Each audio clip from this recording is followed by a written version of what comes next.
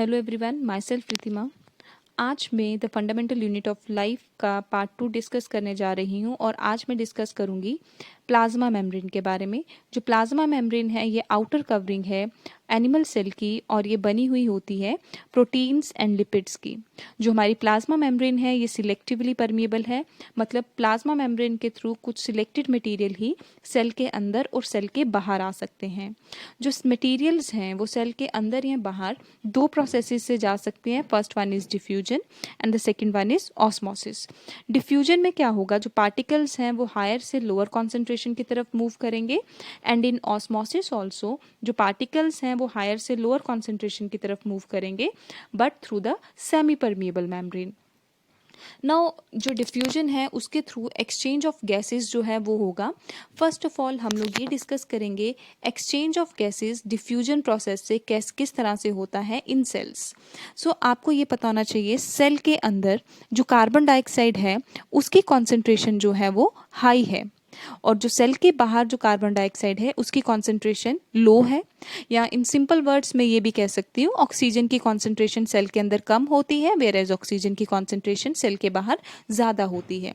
Now because of this concentration gradient कि एक तरफ हाई कॉन्सेंट्रेशन है और एक तरफ लो कॉन्सेंट्रेशन है, अभी क्या होता है डिफ्यूजन प्रोसेस से एक्सचेंज ऑफ गैसेस वो जो है वो होगा।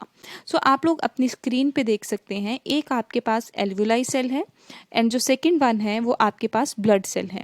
एल्वुलाई सेल में जो ऑक्सीजन है उसकी कॉन्सेंट्रेशन ज़्यादा है वेयर एज ब्लड सेल में जो ऑक्सीजन की कॉन्सेंट्रेशन है वो कम है। तो कॉन्सेंट्रेशन में डिफरेंस होने के कारण क्या होगा कि जो ऑक्सीजन जहाँ पे जिसकी उसकी हायर कॉन्सेंट्रेशन है, ऑक्सीजन अपनी हायर कॉन्सेंट्रेशन से लोअर कॉन्सेंट्रेशन की तरफ मूव करेगी, दैट इज एल्वुलाई से ऑक्सीजन जो है वो ब्लड सेल में जाएगी और as a result exchange of gases जो है वो होगा।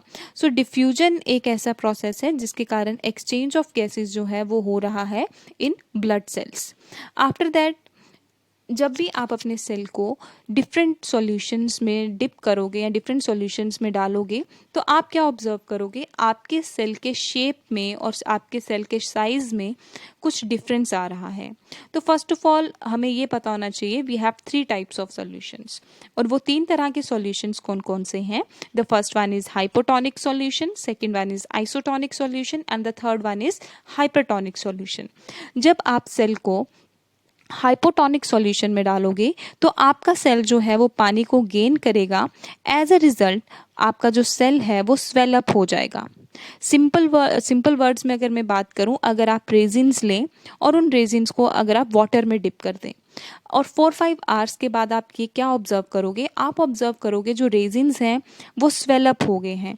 तो यहाँ पे जो फिनोमिनन इन्वॉल्व हुआ, जो फिनोमिनन यहाँ पे एक्शन में आया, दैट वाज एंडोस्मोसिस, कि जो पार्टिकल्स हैं वाटर मॉलिक्यूल्स जो हैं वो सेल के अंदर क्या किए, मूव किए। नाउ द सेकेंड इज जब आप अपने सेल को आइसोटोनिक सॉल्यूशन में डालोगे, जब भी आप अपने सेल को आइसोटोनिक सॉल्यूशन में डालोगे सेल की ओवरऑल शेप और साइज में कोई भी डिफरेंस नहीं आएगा। मतलब जितना जो वाटर पार्टिकल मॉलिक्यूल्स हैं जितने सेल के अंदर जा रहे हैं उतने ही सेल के बाहर आ रहे हैं। So in simple words what you have to remember, in isotonic solution there is no net movement of water across the cell membrane, as a result there is no change in the size and the shape of the cell.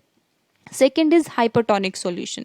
जब भी आप अपने cell को hypertonic solution में डालोगे तो एक्सऑस्मोसिस होगा, मतलब जो आपका सेल है वो वाटर लूज करेगा, एज अ रिजल्ट वो श्रिंक हो जाएगा और श्रिंकेज ऑफ सेल को ही आप क्या बोलते हो, plasmolysis.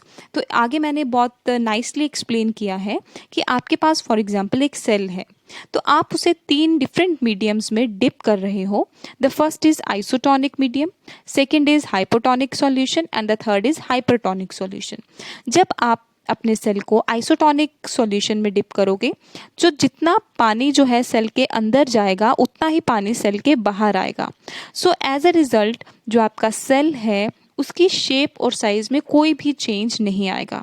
But on other hand जब आप अपने सेल को हाइपोटोनिक सॉल्यूशन में डालोगे, हाइपोटोनिक सॉल्यूशन में क्या होगा, जो वाटर मॉलिक्यूल्स हैं वो सेल के अंदर एंटर करेंगे, एज अ रिजल्ट जो आपका सेल है वो स्वेल अप हो जाएगा और कुछ केसेस में जो सेल है आपका बर्स्ट भी हो सकता है।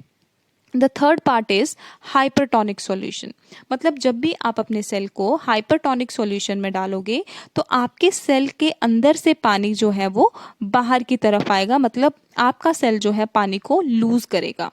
एज अ रिजल्ट जब सेल पानी को लूज करेगा उसका साइज जो है वो छोटा हो जाएगा, मतलब आपका सेल यहाँ पे क्या हो जाएगा, श्रिंक हो जाएगा। और श्रिंकेज ऑफ सेल को ही आप क्या बोलते हो, प्लास्मोलिसिस। नाउ प्लाज्मा मेम्ब्रेन के कुछ फंक्शंस हैं, लाइक प्लाज्मा मेम्ब्रेन जो है ये डेफिनेट शेप प्रोवाइड करती है सेल को। इसके सिवाय it act as a mechanical barrier and इसी के थ्रू जो एंट्री और एग्जिट है मटेरियल का सेल के अंदर और सेल के बाहर जो है वो होता है। नाउ ऑस्मोसिस में कुछ दो टर्म्स जो इम्पोर्टेंट आती हैं वो है एंडोस्मोसिस और एक्सोस्मोसिस। एंडोस्मोसिस में क्या होगा, जो आपका सेल है वो पानी को गेन करेगा, एज अ रिजल्ट वो स्वेलअप हो जाएगा। सो एंडोस्मोसिस जो है ये हमेशा हाइपोटोनिक सॉल्यूशन में होगा। जब भी आप अपने सेल को हाइपोटोनिक सॉल्यूशन में डालोगे तो वहाँ पे एंडोस्मोसिस होगा। और एक्सोस्मोसिस जो है इस जब भी आप अपने सेल को किसी भी हाइपरटोनिक सॉल्यूशन में डालोगे तब आपके पास क्या होगा, एक्सोस्मोसिस।